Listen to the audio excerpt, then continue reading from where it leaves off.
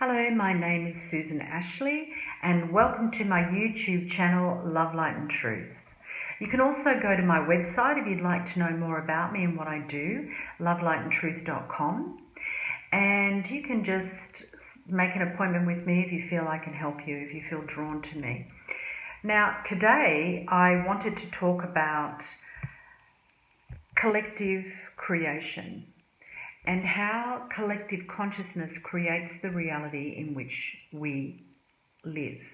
Now, I understand that there are a lot of you listening to me that live in a sort of alternative reality. You've created beautiful realities for yourself where you have loving community around you, you have all of your needs met, and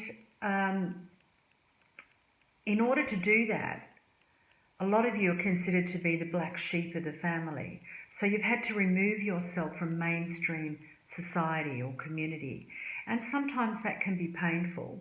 However, it's a really nice place to be, right? You feel safe, you feel secure, you feel connected, you feel part of something. And that's the important thing that I want to talk about here, is that we feel that, but there are a lot of people who don't.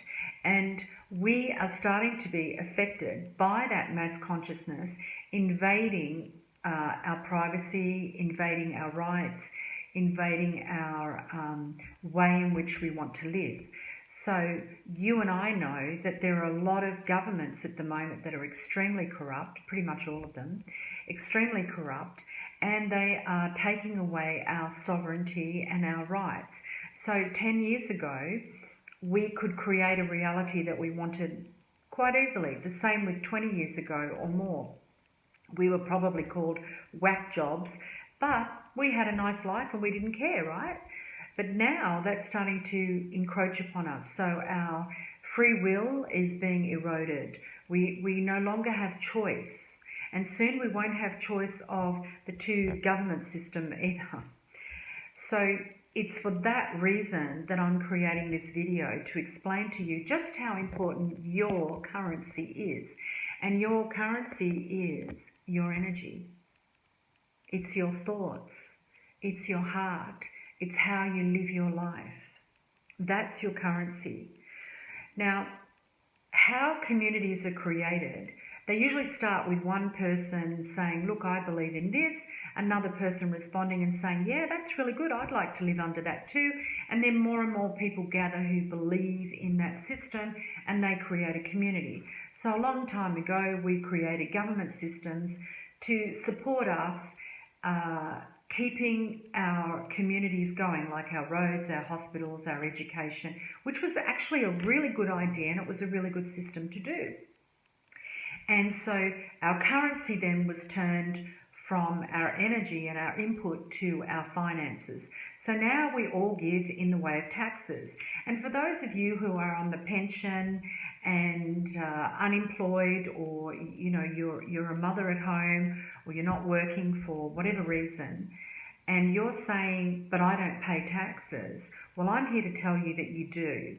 You pay tax on everything that you purchase and everything that you do. So I had a conversation with my mother last week and she said to me, oh yeah, the vaccine will be free, so I don't have to pay for that, it's free. That's really good about the government. And I said, Mum, it's actually not free, because you pay taxes that pay the government to distribute that money in a way that's kind and generous towards the community and helps it to function. And my mum goes, but yeah, I don't pay taxes because I'm on the pension. And I said, but Mum, you buy food, you buy petrol, you pay rates, you pay for your car, you pay taxes in everything that you do. So yes, you are still paying your government to distribute that money in a way that is kind and valuable to you. And at the moment, the government's not doing that. The government's all governments are funneling off money to their own family, friends, and for their own bunkers when the shit hits the fan, right? So I want you to know that your currency is not money. That's not your currency. It's their currency. Your currency is your frequency. It's how you think and how you feel. That's the predominant currency that actually manifests for you and for the people around you. And that's something I really want you to understand, because when you're in the process of creating or manifesting, you don't say, well, a lot of people do, but they know it doesn't work.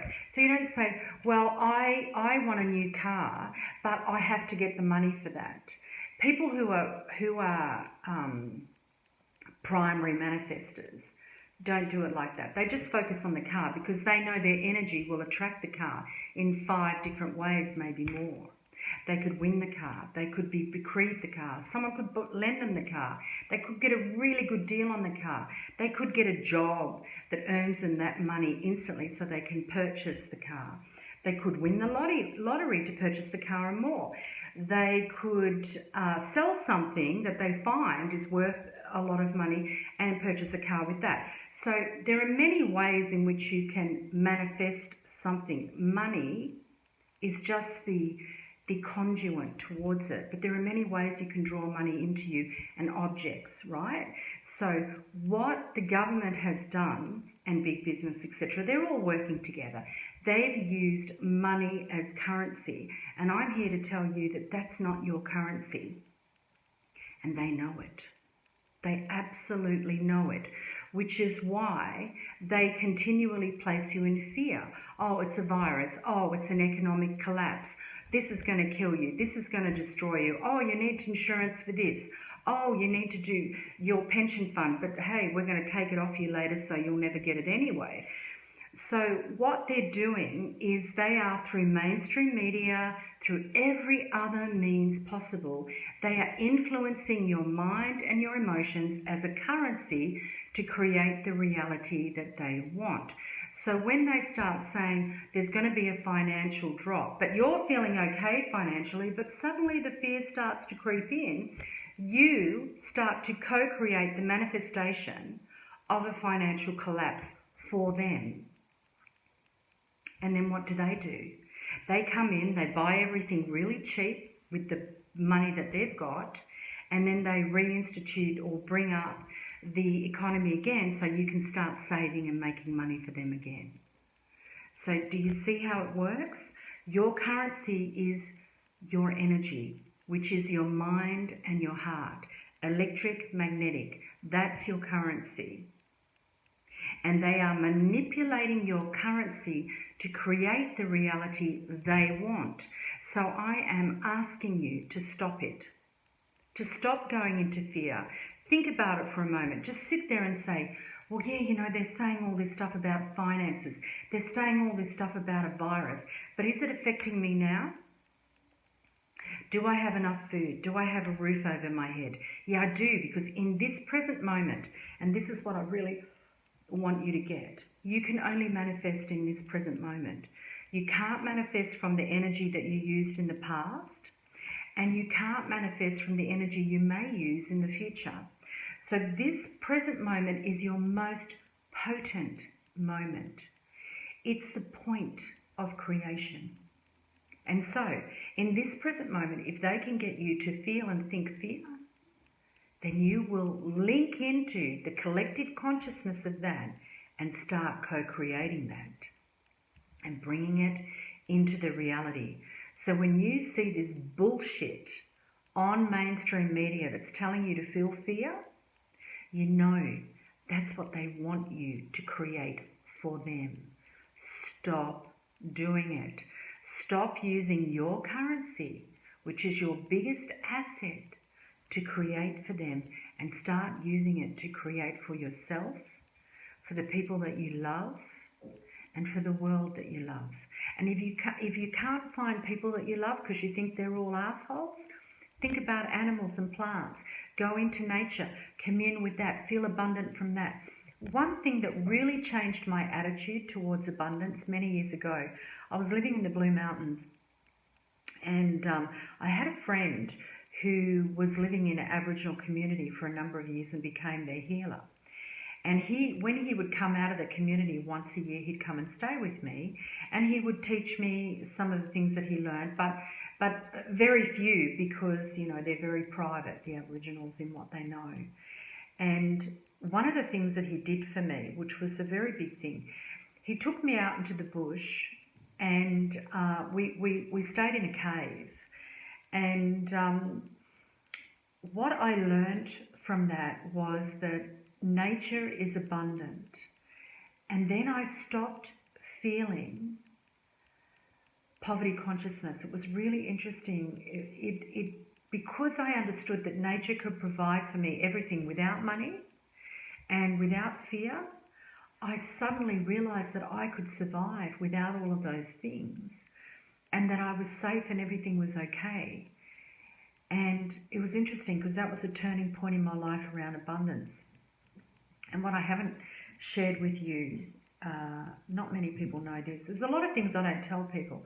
I'm very open, but I'm also very private. I've actually won lotto twice, and it's been at times when Spirit has asked me to do something and I haven't questioned it. And that money has given me the opportunity to go ahead and do what they asked me to do. So that's what I mean by understand how what we want to bring into our lives has many different roads to our physical presence. And I know that my currency is my energy. And I want you to know that. If I can instill anything in you this day that's going to make sense to you, I hope it's that. So I'm going to love you and leave you. And I thank you for listening to me today. Please like, share, subscribe, and do all of that. And know that I'm here for you, to help you to manifest what it is that you wish in your life. That's part of my journey. That's what I'm here for, is to co-create with you. And for some people, it's peace of mind. For some people, it's a new house. For some people, it's a new job, a partnership. It can be anything. But that's what I'm here to help you to do. And it takes more than one session, I have to be honest. It's not just a one size fits all. We all have various different things that restrict us and hold us back. So I'm hoping that you enjoy the day. I'm sending you all lots of love and happy creating. Bye.